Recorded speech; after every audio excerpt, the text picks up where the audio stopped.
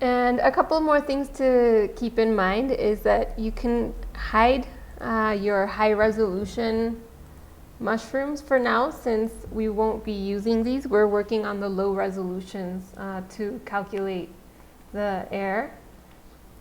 And another thing that's important to keep in mind is to check that you have play every frame set up in your preferences for the time slider.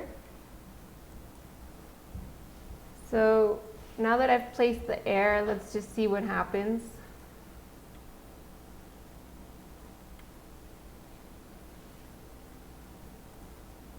Okay, so I'm getting something. And again, you can always control the attributes for your fields. So for example, in air, you can change the magnitude. You could make it higher.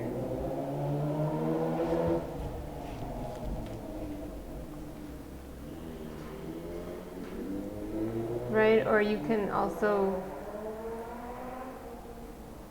lower it. But so for the purpose of this tutorial, what I want you to see is that working with lower resolution models will definitely help your workflow when integrating heavier operations such as fields and solvers or particles. And now the next step would be to make sure that whatever you're rendering is not your lower resolution models, but your higher resolution models, right? So since these are all parented together, this is actually driving the higher resolution models. So all of this motion is happening to both, but what's being calculated is only the lower res. And in order to be able to render out all of these hidden objects, instead of these lower res objects, we need to work with render layers.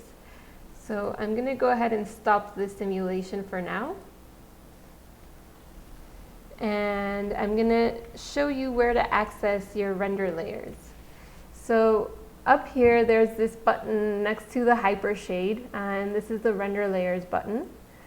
And I've added some layers, but we'll go over each step so that you can see the process.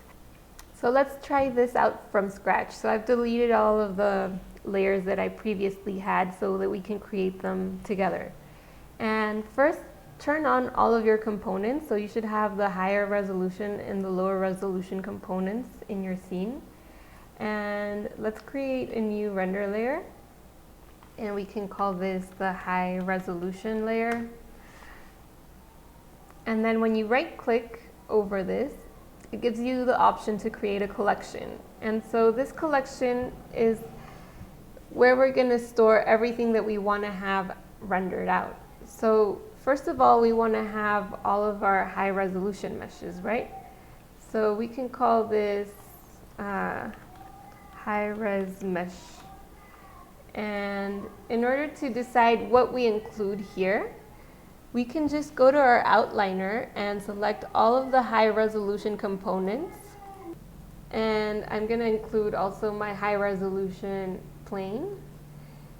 And with them all selected, you can click add, and then this will add them to our collection. So now, if we want to see only our render layer, we'll turn it on here with the eye. And you can see now that we're only seeing all of our high resolution elements.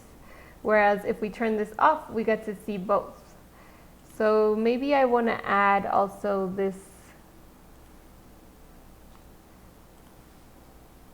tree element, right? So I'm going to select it and then click add. Okay, so I have everything I want now in my scene.